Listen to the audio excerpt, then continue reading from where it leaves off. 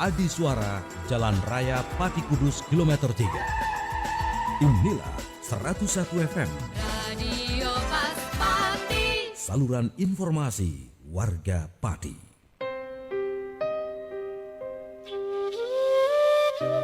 Mitra Pas FM, tiba saatnya kita ikuti bersama kajian fikih ekonomi bersama PCNU Kabupaten Pati. Assalamualaikum warahmatullahi wabarakatuh. Makin pas, makin pasti, Pas FM pasti. Bismillahirrahmanirrahim. Mitra Pas FM yang dirahmati Allah, segala puji dan pujian hanyalah milik Allah Subhanahu wa taala, dan bersyukur karena kita masih diberikan kesempatan, nikmat hidayah, masih diberikan juga kesehatan untuk kembali bersua bersama-sama mengkaji tentang fikih ekonomi. Tak lupa juga salawat ma'asalam kepada junjungan kita Nabi Allah Muhammad Sallallahu Alaihi Wasallam yang kita nantikan syafaatnya di hari kiamat nanti. Baik Mitra Pas FM yang dirahmati Allah, bersama saya Arif Vanili, kita membahas tentang fikih ekonomi dan topik kita tentang menggiatkan sedekah koin. Ini yang cukup menarik Mitra Pas, karena sedekah walaupun sedikit ini bila istiqomah dan diatur dengan baik akan berdampak besar. Salah satunya adalah sedekah koin atau sedekah recehan, sesuatu yang receh-receh yang biasanya sebagian pihak ini sangat menyepelekan ya. Meskipun kelihatannya kecil, receh seperti itu, nah jika dilakukan secara istiqomah, terus-menerus, berkontinuitas dan di-manage secara bagus, akan berdampak besar dan dapat menolong mereka yang membutuhkan. Sudah banyak yang berhasil ternyata program ini. Nah, pentingnya gerakan sedekah koin akan dikupas dalam talkshow hari ini, Rabu 14 Agustus 2019, dengan topik menggiatkan sedekah koin. Jadi silakan pertanyaan-pertanyaan yang ingin Anda sampaikan melalui SMS dan WhatsApp bisa bergabung melalui 085277999101. Fanpage ada di @paspati dan grup ada di Paspasi FM Spasi Pati. Pagi ini sudah rawuh di studio 1 Radio Pas FM Pati untuk memberikan pencerahan kepada kita. Ada Bapak Kiai Haji Muhammad Niam Sutaman LC LLM selaku Ketua Lazisnu, Lembaga Amil Zakat Nahdlatul Ulama Pati dan pengamat ekonomi syariah. Assalamualaikum warahmatullahi wabarakatuh, Yai. Waalaikumsalam warahmatullahi wabarakatuh. Baik, cukup menarik karena kita membahas tentang menggiatkan sedekah koin atau recehan, sesuatu yang memang sepele sepertinya. Menurut pencerahannya ya, bagaimana ini potensinya supaya bisa membantu masyarakat? Monggo ya. Baik, terima kasih. Assalamualaikum warahmatullahi wabarakatuh. Para pendengar sekalian, mari kita sejenak kita kupas mengenai pentingnya sedekah recehan nih, atau yang dalam bahasa sekarang itu adalah sedekah koin. Kita tahu bahwa gerakan-gerakan koin ini sekarang sudah luar biasa. Ya, bahkan kadang-kadang juga untuk menyelamatkan orang-orang yang tertindas atau juga membantu orang yang kesusahan nih, banyak menggunakan gerakan-gerakan koin. Lantas bagaimana sebetulnya dalam pandangan agama kita? Para pendengar sekalian, kita harus pahami bahwa ternyata anjuran untuk sedekah recehan ini juga bukan hanya gagasan kita, tetapi juga sudah sejak zaman Nabi dulu itu dianjurkan oleh Rasulullah. Jadi Rasulullah itu sangat memperhatikan dan sangat menganjurkan kepada umatnya untuk bersedekah meskipun dalam jumlah yang kecil ya. Jadi sedekah tidak harus nunggu besar, tidak harus nunggu kalau kita punya, atau nunggu kalau kita bahkan merasa sangat berlebihan. Tetapi sebetulnya sedekah ini adalah sesuatu yang hampir menjadi kebutuhan kita sehari-hari. Bahkan Rasulullah pernah mengatakan bahwa kalau kalian itu tidak bisa sedekah dengan harta, dengan senyum pun jadi sedekah, ya. Bahkan membersihkan jalan dari dari bahaya itu juga sedekah. Khusus terkait dengan koin ini, Rasulullah SAW pernah bersabda, ini hadis diriwayatkan oleh Abi Hurairah. Qala Rasulullah SAW, man tasaddaqa bi'adli tamratin min kasbin tayyibin la yaqbalullahu illa at-tayyiba fa innallaha yaqbaluha biyaminihi tsumma yurabbiha li sahibiha kama yurabbi ahadukum faluwahu hatta takuna mithlal jabal. Barang siapa bersedekah dengan senilai 1 kurma, dari pekerjaan dia yang baik, maksudnya yang halal. Dan kalian tahu bahwa Allah tidak mungkin menerima kecuali sesuatu yang baik, yang halal. Maka sesungguhnya Allah akan menerima sedekah itu dengan tangan Allah atau kekuasaan Allah. Tsumma yurabbiha li sahibiha. Lalu Allah akan memeliharanya untuk orang yang sedekah tadi, sebagaimana kalian memelihara anak-anak kuda kalian, sehingga nantinya sedekah tadi berkembang menjadi seperti gunung. Ini hadis yang luar biasa yang digunakan oleh para ulama untuk menekankan pentingnya sedekah ini walaupun dengan receh-receh ya. Senilai satu kurma itu zaman sekarang mungkin malah lebih mahal Rp1.000. Jadi nggak sampai Rp1.000. Ini Rasulullah menganjurkan. Jadi ini pentingnya sedekah yang kecil ini. Kemudian juga Rasulullah menegaskan di sini bahwa Allah akan menerima sedekah ini, lalu akan memeliharanya, mengembangkannya sehingga berkembang menjadi seperti gunung. Para pendengar sekalian, inilah kekuatan koin yang sudah diisyaratkan oleh Rasulullah SAW. Ya, koin itu mungkin satu paling kecil sekitar 200 atau 100 rupiah ya. Ini kelihatannya kecil, tetapi ini kalau kita mampu untuk memberikan secara istiqomah, kemudian juga dikelola dengan baik, tentu akan menghasilkan sesuatu yang luar biasa. Jadi oleh karena itu para ulama dulu, orang-orang sepuh dulu itu selalu mengingatkan kalau kita keluar rumah ataupun pergi itu jangan lupa membawa koin. Jadi untuk apa? Jadi siapa tahu nanti di jalan ada orang-orang yang minta-minta. Jadi ini satu pesan yang sebetulnya luar biasa, dan tentunya juga mengamalkan dari apa yang disampaikan oleh Rasulullah tadi. Ditegaskan oleh Rasulullah bahwa sedekahlah walaupun sedikit. Jadi biasakan sedekah. Karena sedekah yang sedikit ini ringan. Tidak perlu kita memikirkan, bahkan kadang-kadang kita tidak pernah menghitung ya kalau kita memberikan koin itu.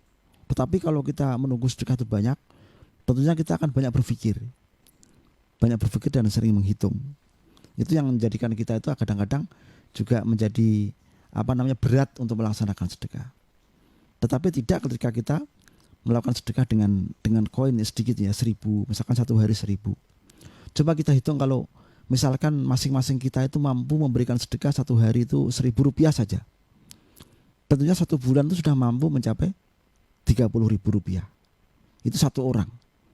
Bayangkan kalau mungkin seluruh masyarakat ini punya kesadaran seperti ini, dia mampu untuk memberikan sumbangan satu koin ini setiap dia pulang dari kerjanya itu memasukkan koin Rp1.000 lalu dikumpulkan, tentunya akan menjadi sangat besar. Para pendengar sekalian, selain daripada pentingnya sedekah dengan kecil ini, juga tentunya kita memerlukan tata kelola dan juga tadi dua aspek yang sangat penting dalam pengelolaan sedekah kecil ini, supaya mampu untuk mewujudkan tujuan daripada sedekah itu, ataupun mampu menghasilkan sesuatu yang berarti bagi masyarakat yang memerlukan. Yang pertama adalah tentunya diperlukan satu kesadaran untuk beristiqomah. Ya, kesadaran untuk memberikan sedekah ini secara beristiqomah. Jadi continue kita memaksa diri kita untuk mengeluarkan zakat ini mungkin ataupun sedekah ini meskipun dalam jumlah sedikit, tetapi kita ringan.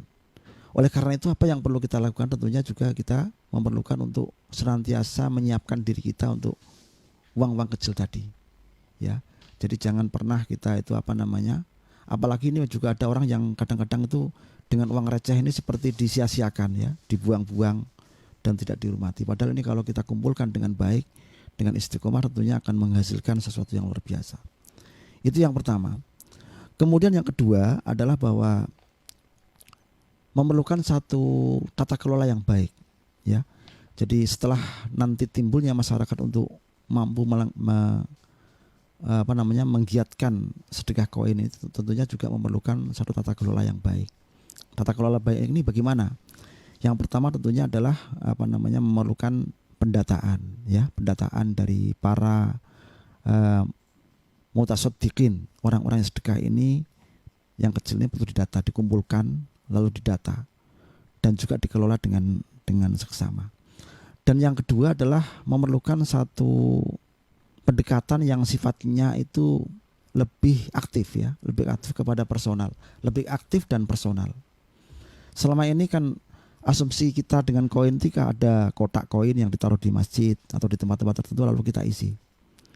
Ini juga sebetulnya sudah bagus, tetapi sebetulnya untuk lebih menggiatkan lagi itu perlu adanya suatu tata kelola untuk mengambil ya, bukan hanya menyediakan koin untuk kita sediakan di satu tempat untuk diisi, tetapi perlu adanya koin yang bergerak ya, kotak koin yang bergerak, yaitu orang-orang yang secara sukarela ataupun dengan manajemen yang baik mampu mengumpulkan sedekah-sedekah koin ini dari masyarakat ya, dari masyarakat. Karena apa?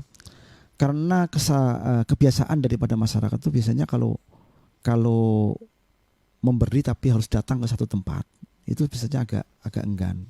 Artinya juga kadang-kadang lupa, kadang-kadang juga tersita dengan kesibukannya. Tetapi beda dengan ketika seseorang itu datang kemudian menyediakan satu fasilitas di mana orang bisa memberikan koin, tentunya ini akan semakin mudah. Dan inilah yang sering dilakukan oleh beberapa masyarakat untuk menggalang koin. Saya kira sebagai pengantar seperti itu. Oke, Mitra Pas untuk Anda yang ingin bergabung, Anda bisa masuk melalui SMS dan WhatsApp di 08527799999101. Fanspage ada di @paspati dan grup ada di Paspasi FM Spasi Pati. Sebelumnya tadi ada yang bertanya ini Pak, yang sudah bergabung, nanti akan coba kita bahas. Ini ada sebuah kegelisahan untuk memanajemen atau juga menyimpan uang. Katanya ada yang berpendapat bahwa kalau sudah terkumpul ini dana harus dihabiskan. Apakah harus begitu? Karena beberapa yang mengatakan seperti itu sehingga membuat sebuah keraguan. Nanti akan kita bahas. Matur suwun untuk Ibu Evi yang sudah bergabung. Nanti akan juga kami bahas. Tetap stay tune di 101 FM Radio Paspati, saluran informasi warga Pati. Kami akan segera kembali, jangan pindah channel. Kami akan kembali. Anda masih bersama 101 FM Radio Paspati. Radio Paspati.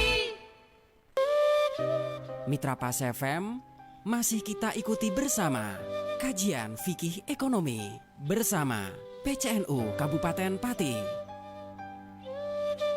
Oke, masih bersama saya Arif Vanili pagi ini dan Bapak Kiai Haji Muhammad Niam Sutaman LC LLM selaku Ketua Lazisnu Kabupaten Pati dan pengamat ekonomi syariah. Ya, kita membahas tentang program menggiatkan sedekah koin dan ada yang sudah bergabung melalui line telepon di 0295385877. Coba kami terima. Halo, assalamualaikum Pas FM Pati. Halo, assalamualaikum Pas FM Pati. Halo.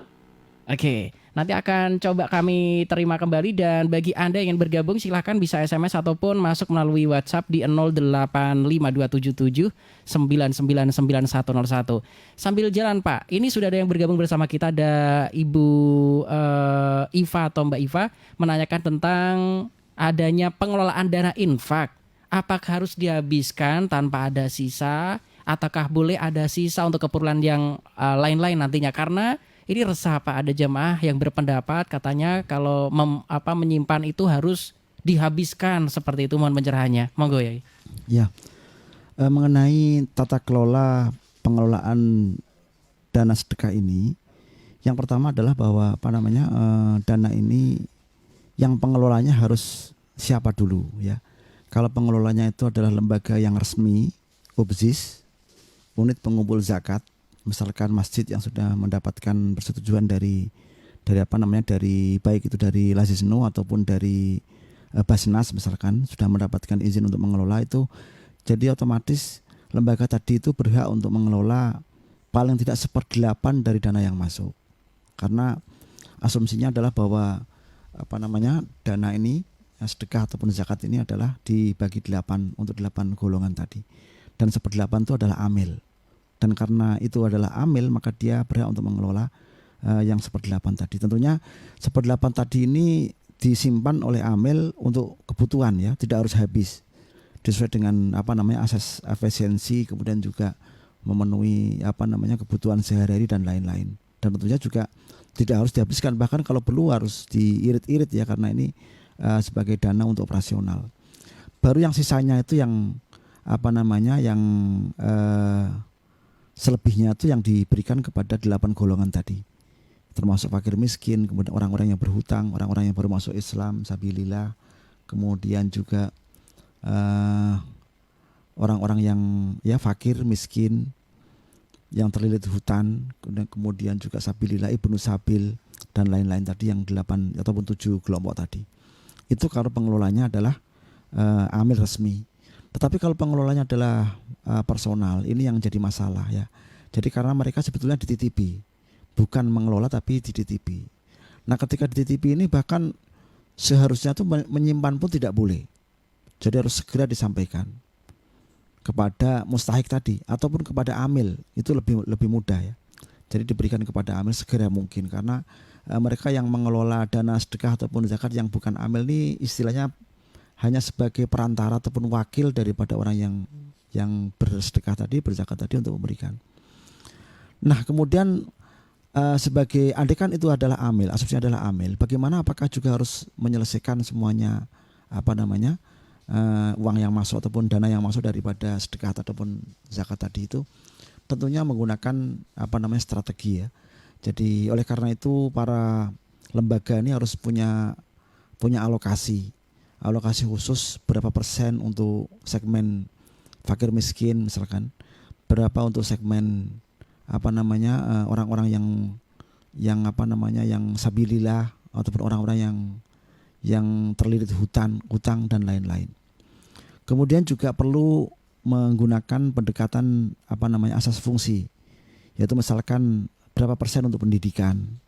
Ini seperti kalau di dalam Lazis Nur itu ada 4 pilar yang mesti dipersiapkan atau direncanakan oleh para pengelola, yaitu 4 pilarnya adalah ada pilar pendidikan. Jadi harus dialokasikan nanti dana yang masuk itu sekian untuk persen untuk pendidikan. Lalu kemudian untuk orang-orang yang untuk kesehatan, sehingga nanti berapa persen dialokasikan untuk kesehatan. Kemudian juga untuk ekonomi, pengembangan ekonomi masyarakat, dan juga untuk kebencanaan. Tentunya semua alokasi ini kan tidak mungkin langsung begitu uang masuk itu diselesaikan pada hari itu juga, tidak. Tetapi kadang-kadang masih ditoleransi untuk memberikan penyaluran tadi sampai 1 tahun misalkan. Jadi mereka sudah mengalokasikan misalkan untuk pendidikan 1 tahun ini berapa. Ya target itu harus diselesaikan. Kemudian juga yang untuk misalkan untuk kesehatan, ya ternyata dia mengalokasikan misalkan sekian 10 juta untuk kesehatan. Kemudian tentunya kan penyaluran kesehatan ini kan juga dilihat dengan skala prioritas, siapa yang paling memerlukan. Nah, apakah semua dana tadi bisa terserap?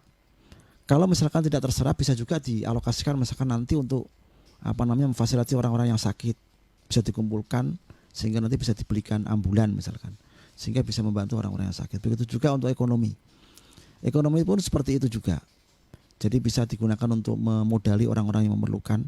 Lalu kemudian bisa juga dengan skema-skema yang dinamis dan juga produktif ya, sehingga dana itu tidak begitu didistribusikan langsung habis, tidak ada balik lagi, tapi juga bisa menggunakan pendekatan yang produktif tadi. Dan begitu juga untuk alokasi kebencanaan. Ini kan bencana alam itu juga memang termasuk ciri khas daripada bencana itu kan tidak mungkin terjadi terus-menerus. Jadi kita harus mengantisipasi. Dan kadang-kadang bila terjadi itu juga memerlukan dana yang cukup besar. Oleh karena itu memang alokasi dana yang untuk bencana ini memang harus disimpan sampai terjadi kejadian-kejadian yang diperlukan, yang untuk membantu masyarakat yang kebetulan terkena bencana alam. Jadi itulah sebetulnya tata kelola, sehingga artinya memang harus dihabiskan, tetapi kan itu sesuai dengan alokasi. Bukan berarti langsung kemudian pengelola itu sama sekali tidak punya saldo sehingga tidak ada dana operasional, bukan seperti itu, tapi dialokasikan dengan alokasi yang sudah ditentukan, lalu direalisasikan sesuai dengan skala prioritas yang betul-betul diperlukan oleh masyarakat. Para pendengar, tentunya yang terpenting adalah bahwa kita harus ingat bahwa tadi dengan hadis tadi itu, orang itu ketika dia itu bersedekah, dia sebaiknya juga meneliti. Jadi dana itu sebetulnya dana apa? Karena dana yang tidak baik itu bukan seharusnya untuk sedekah. Karena sedekah ini kan ibadah, diberikan kepada, nyatanya diberikan kepada fakir miskin, tapi sebetulnya itu kan persembahan kepada Allah. Ibadah kita kepada Allah. Dan dalam hadis tadi dikatakan wala yaqbalullahu illa thayyiba. Allah itu tidak pernah menerima kecuali sesuatu yang baik. Maka tadi koin-koin tadi juga harus kita pikirkan dari mana uang ini. Jadi bukan malah, ada juga beberapa asumsi di masyarakat tuh yang ini saya sedekah dari uang-uang yang sebetulnya tidak begitu halal biar nanti itu menjadi pembersih ya. Bahkan ada juga yang mengatakan sedekah itu digunakan hanya untuk supaya dia selamat dari jeratan-jeratan hukum yang mungkin Ingin bergabung bersama kita. Halo, assalamualaikum Pak FM Pati. Halo. Waalaikumsalam Nggih. warahmatullahi wabarakatuh. Oke, dengan siapa di mana Pak? Kula Bapak Ali Mustofa ang Kalogo Kajo. Pak Ali Murtopo. Nggih badhe besok kula Pak Ustaz. Sedekah kayaknya terkait dengan biasanya boten nggih. Kalau nggih masih ada itu kula nang sedekah yang pokok itu kadang-kadang 7 hari, 40 hari, sampai 100 hari. Untuk itu kan kadang-kadang kalau sebelakan pedus, kadang-kadang itu kumpul sedikit, uang pulau kirim kan doa, kali yang 10 pulau. Ya takut paruh pulau undang, Sabang kalau daerah kan doa yang 10 pulau. Pulau paling di jaharan, itu sebelakan pedus. Apa kemarin atau buku bersepuluh saya robotan ada kok emang keluar di bulan sore nanya orang mati kirim pedus terus tak kirim keluar pedus ya kok doa deh kalau saya kan pedus itu tak kena aku tepar tak go saudara kok maka lu saya robotan robotan wassalamualaikum warahmatullahi wabarakatuh. Waalaikumsalam warahmatullahi wabarakatuh. Disembelihkan kambing untuk sodakoh ya. Nah, ini sampai atau tidak atau diterima atau tidak kepada orang yang dikirimin doanya. Katanya tadi ada yang mengatakan bahwa orang meninggal itu tidak usah disembelihkan wedus. Nah, seperti itu pencerahannya ya. Ini seperti apa sebetulnya cara pikirnya monggo Yai? Ya. Jadi ini adalah amal untuk orang yang meninggal ya. Jadi para ulama itu sepakat ijma bahwa ada 2 amal yang mesti sampai orang itu yang meninggal. Yang pertama itu adalah doa. Karena ini kan seperti hadis tadi itu kan, idza mata ibnu adam in qata amalahu. Di situ ada waladun sholihun yad'u lahu. Kemudian ada juga amal yang kedua itu shadaqatun jariyatun. Jadi shadaqatun jariyah itu juga amal yang oleh para ulama disepakati ini ijma ya. Ada sebagian ulama yang mengklaim ini ijma. Konsensus ulama mengatakan bahwa sedekah dan doa ini mesti sampai. Jadi mesti sampai kepada mayit. Oleh karena itu banyak sekali cerita-cerita bahwa Nabi menyuruh orang sedekah untuk orang tuanya. Kemudian juga ada seorang perempuan datang kepada Rasulullah, ya Rasulullah saya ini punya uang, bolehkah enggak saya sedekah untuk ibumu? Boleh. Ini juga memperkuat tadi dalil yang mengatakan sedekah itu untuk ini juga Rasul ketika berkurban itu juga beliau mengatakan hadali wali ummati. Ini untuk saya dan untuk umatku. Untuk orang lain ini ya. Ya. Para ulama mengatakan umat Rasulullah itu kan enggak semuanya hidup. Ada yang sudah meninggal. Nah ini termasuk dalil yang mengatakan bahwa bahkan tidak hanya sedekah yang sifatnya umum ya. Jadi kurban itu kan bagian dari sedekah. Itu juga sebagian ulama mengatakan boleh dihadiahkan untuk kepada orang-orang yang meninggal. Yang maksudnya dihadiahkan itu bukan sedekahnya tapi pahalanya ya. Pahalanya. Oleh karena itu ini juga menjawab apa yang terjadi di masyarakat, tradisi masyarakat untuk mengadakan 7 hari, kemudian 40 hari ya, 100 hari. Mereka mengadakan hajatan itu sebetulnya yang dilakukan itu adalah sedekah. Cuman ini memang perlu sosialisasi yang baik ya. Ada yang masyarakat juga tidak paham. Bahkan melakukan itu juga hanya ikut-ikutan aja. Jadi makanya tugasnya para ustadz, para ulama untuk memberikan penjelasan kepada masyarakat bahwa kegiatan-kegiatan itu ya seperti 7 hari, kemudian ada makan-makan, ada doa. Itu sebetulnya kan 2 sisi daripada ibadah yang dikirimkan tadi, yang ittifaqul ulama tadi. Yang pertama itu adalah zikirnya ini doa. yang sudah sampai kepada, yang jelas sampai ittifaq kepada kepada orang yang didoakan ya. Oleh karena itu kalau nggak sampai, kenapa ada sholat jenazah? Sholat jenazah itu kan berarti kan, bahkan ada yang mengatakan yang sampai itu hanya doanya anaknya. Orang Ini lain nggak sampai. Nggak sampai karena wawalatun solihun yad'u lahu. Tapi ini dipatahkan dengan doa, dengan sholat jenazah. Sholat jenazah itu kan Rasulullah memerintahkan semua masyarakat. Ya tidak anak ya tapi juga tetangga-tetangga dan bahkan juga orang-orang yang tidak kenal. Nah ini menunjukkan bahwa doa itu mutlak. Tidak mesti doanya anaknya saja, tetapi semua doa yang diberikan kepada mayit itu sampai. Makanya ketika kita itu melewati kuburan atau makam itu kan Rasulullah menganjurkan untuk kita mengucapkan salam.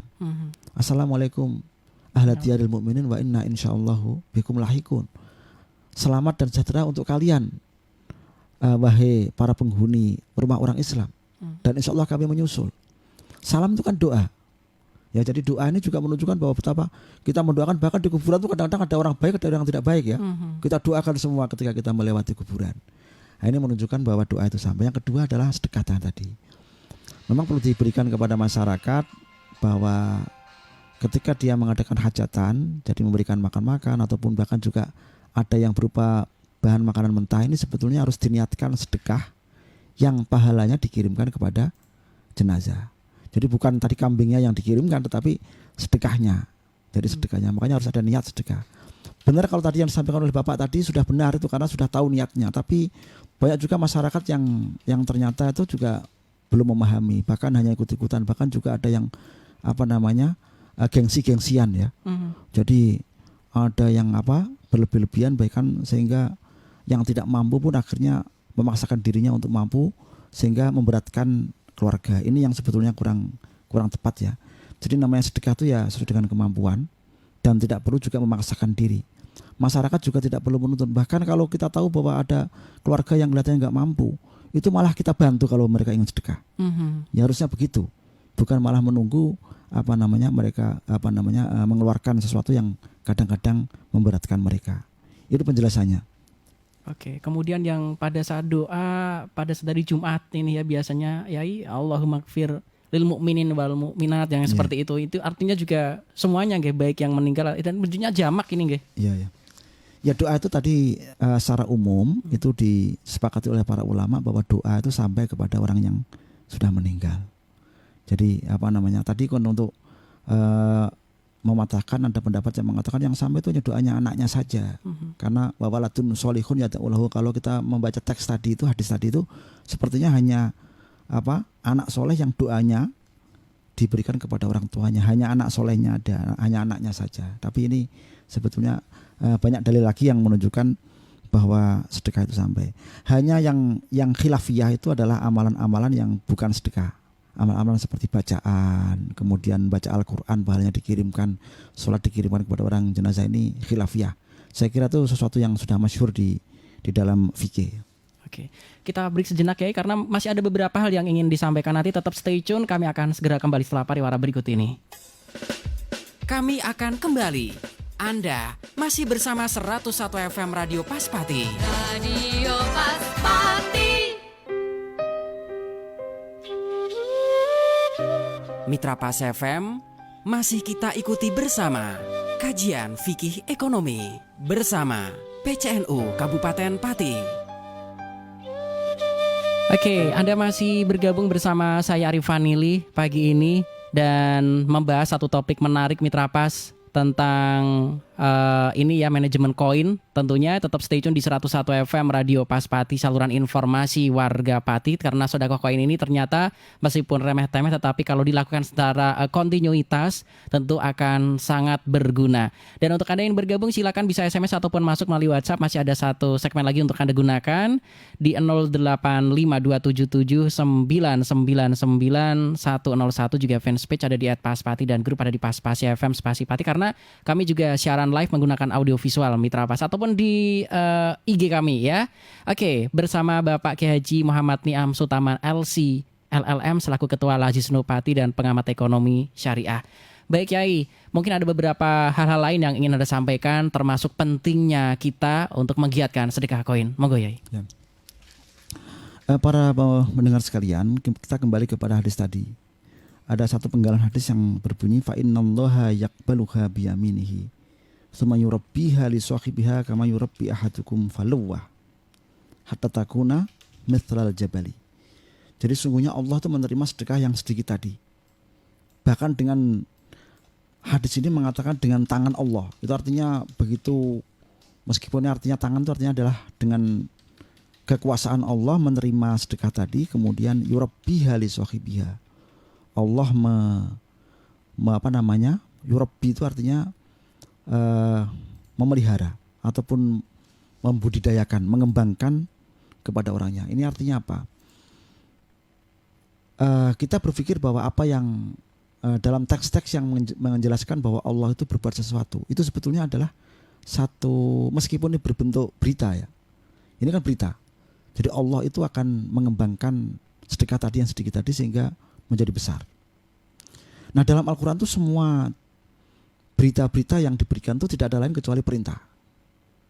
Jadi teks-teks Quran yang berisi berita itu sebetulnya adalah perintah kepada kita semua untuk meniru melaksanakan itu.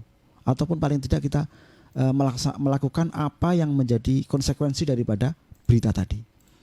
Kalau Allah itu mengembangkan dan juga menumbuh kembangkan sedekah tadi, tentunya manusia juga berkewajiban untuk melakukan satu terobosan untuk menumbuh kembangkan sedekah yang sedikit tadi. Nah, inilah yang pada zaman sekarang ini disebut dengan gerakan koin, atau dalam NU disebut koin NU. Nah, ini adalah gerakan untuk kita mengelola sedekah ini dengan baik. Caranya bagaimana? Cara teknisnya. Jadi saya kira ini sudah sering kita dengar, sering kita lihat bahwa ada masjid-masjid yang ingin membangun lalu dia menggunakan gerakan koin ini. Jadi mutar setiap minggu ke masyarakat mengumpulkan sumbangan. Bahkan juga ada yang di pinggir-pinggir jalan, meskipun juga kadang-kadang kurang mengganggu gitu ya kadang-kadang ya. Jadi alangkah baiknya kalau sebetulnya lebih baik kepada rumah ke rumah daripada di pinggir jalan itu. Karena rumah ke rumah ini ada dua aspek sebetulnya. Yang pertama itu adalah silaturahminya. Ini penting sekali. Ya. Banyak di antara kita ini sebetulnya justru enggan untuk bersilaturahmi, datang kepada apalagi orang-orang yang mungkin dari satu strata sosial yang sedikit berbeda itu kadang-kadang juga enggan untuk saling berkomunikasi. Tapi dengan adanya sedekah ini sebetulnya harus ada ya orang-orang yang datang mendatangi orang per orang. Yang pertama itu kalau yang didatangi itu adalah agnia ataupun orang-orang yang berkemampuan untuk memberikan sedekah, tentunya ini adalah silaturahmi dari orang-orang yang membutuhkan kepada mereka. Kalau kemudian yang disilaturahmi ini ternyata orang-orang yang membutuhkan, artinya kan wakil daripada orang-orang yang punya tadi itu mendatangi orang-orang yang membutuhkan. Anda perlu apa? Jadi inilah pentingnya bersilaturahmi. Jadi oleh karena itu terobosan yang paling baik dalam pengelolaan sedekah kecil ini ataupun sedekah koin ini adalah dengan melalui silaturahmi. Jadi per rumah. Jadi itu perlu diadakan satu program. Oleh karena itu memerlukan satu manajemen yang baik, manajemen kewilayahan misalnya dari desa, kemudian dari kampung, dari RT, dikoordinir. Misalkan setiap bulan atau setiap minggu itu setiap hari Rp1.000 aja. Jadi satu minggu kan sudah 7.000. Jadi mungkin setiap akhir minggu ada orang yang berputar mengumpulkan atau mengambil koin-koin ini. Di rumah-rumah juga bisa disediakan. Jadi bisa disediakan kotak koin yang mungkin mudah diambil, andaikan yang tuan rumahnya tidak ada. Jadi petugas itu bisa mengambil dari tempat-tempat koin yang mudah dijangkau. Dan tentunya koin ini kan kalau cuma sedikit saya kira juga agak aman daripada jenengan itu menaruh uang yang besar di luar itu kan mesti kan rentan untuk diambil orang. Tapi kalau uang koin-koin kadang-kadang juga tidak begitu menarik untuk diambil ya, karena itu juga berat, besar dan sebagainya. Nah, karena itu ini pentingnya manajemen. Kemudian juga dikelola dengan baik, lalu dengan segmentasi sehingga data-data daripada pengumpulan sedekah kecil ini bisa terdata dengan baik. Lalu bisa di manage datanya tadi sehingga masyarakat diketahui mana yang sebetulnya itu punya komitmen untuk memberikan sedekah dan mana yang justru dari mereka itu yang perlu untuk diberikan sedekah. Tanpa silaturahmi itu saya kira sulit. Jadi bagaimana kita tahu orang-orang itu betul-betul memerlukan dan bagaimana kita tahu orang-orang itu betul-betul punya niat. Dan para pendengar, ada satu cerita yang menarik ya, bahwa ternyata dahsyatnya orang mendatangi orang untuk meminta sedekah ini luar biasa. Jadi pelaku pengumpul dananya ini Mas Ya, Kiai. juga termasuk orang yang diterima. Ada beberapa orang yang mengatakan sebetulnya ini saya diceritain oleh salah seorang kiai. Dia mengatakan saya itu ya kadang-kadang mengeluarkan sedekah itu seperti terpaksa. Jadi ada orang datang ke sini minta baru saya kasih. Tetapi setelah saya pikir ternyata saya jadi berterima kasih kepada orang itu. Jadi andaikan orang itu tidak ke sini, apakah saya juga terpanggil untuk melakukan sedekah? Begitu beratnya kadang-kadang, bahkan lupa kita. Ya, jadi orang-orang inilah yang sebetulnya mengingatkan. Jadi sedekah itu makanya ini rahasia daripada anjuran Al-Quran. Khudz min amwalihim. Ambillah itu harus ada gerakan. Ada pelakunya. Ada pelaku yang kita gerakkan untuk mendatangi orang-orang yang musaik dan juga mendatangi orang-orang yang musaik dan juga orang-orang yang muzaki tadi, orang-orang yang mutasaddiq, orang-orang yang ingin memberikan sedekah. Nah, saya kira itu mungkin yang terpenting untuk kita ketahui dalam pengelolaan sedekah koin ini. Baik. Mitra Pas, masih ada satu sesi lagi, tetap stay tune di 101 FM Radio Paspati, saluran informasi warga Pati. Kami akan kembali. Anda masih bersama 101 FM Radio Paspati. Radio Paspati. Mitra Pas FM, masih kita ikuti bersama kajian fikih ekonomi bersama PCNU Kabupaten Pati. Oke Mitra Pas, kita masuk di sesi terakhir kajian fikih ekonomi dengan topik yang cukup menarik Mitra Pas tentang pengumpulan koin ini. Dan bagi Anda yang tadi juga sudah bergabung, terima kasih. Dan Yai sebagai penghujung acara mungkin ada beberapa poin penting yang ingin Panjenengan tekankan untuk Mitra Pas, monggo. Ya, jadi para pendengar sekalian, yang pertama adalah mari kita bersama-sama menumbuhkan semangat untuk sedekah yang kecil-kecil ini. Ya, jadi bahkan kita juga perlu memberikan pendidikan dini kepada anak-anak kita ya. Misalkan ketika kita pergi ke masjid, itu jangan lupa untuk memberikan sangu kepada putra-putrinya, tetapi diingatkan, tolong ini disedekahkan. Kemudian juga ketika kita pergi keluar, itu jangan lupa juga membawa uang koin ini. Bukan untuk parkir, tetapi kita selalu ingatkan kepada masyarakat bahwa siapa tahu nanti ada yang dapat kita sedekahkan. Jadi itu pentingnya pertama. Kedua adalah kepada para lembaga, masjid-masjid, musola-musola, ataupun juga termasuk juga ranting-ranting NU dan juga para pengurus madrasah, ini penting untuk juga membuat gerakan koin ini. Jadi di madrasah-madrasah itu bisa diadakan gerakan koin, misalkan anak-anak itu berputar setiap minggu sekali atau bukan setiap hari Jumat, bisa mengumpulkan koin yang nantinya bisa kembali kepada untuk kesejahteraan kepada mereka semua. Masyarakat juga begitu.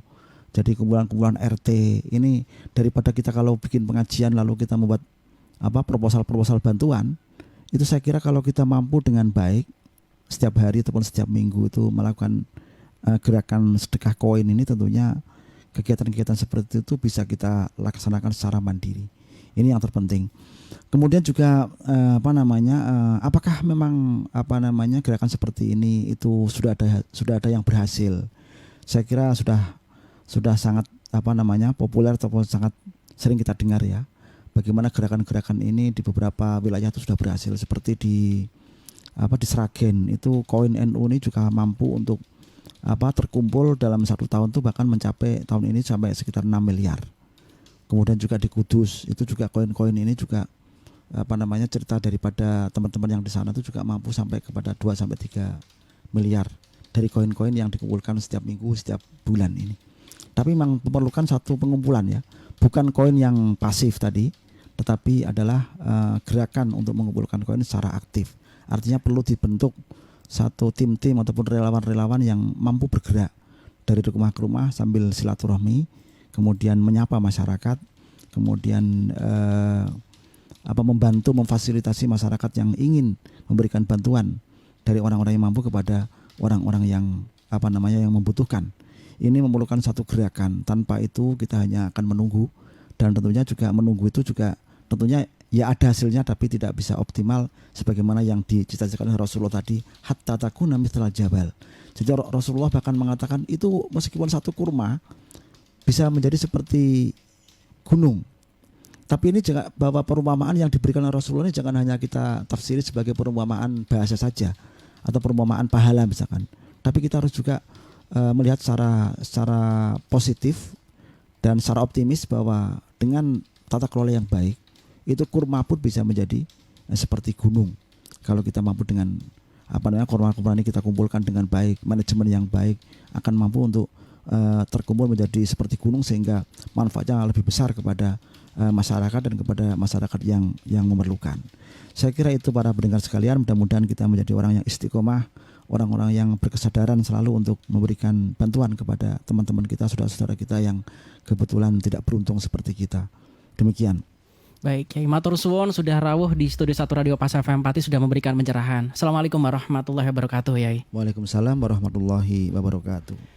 Baik Mitra Pas, demikian tadi kajian fikih ekonomi kerjasama Radio Pas FM Pati dengan PCNU Kabupaten Pati, dan acara ini insya Allah bisa Anda simak hadir setiap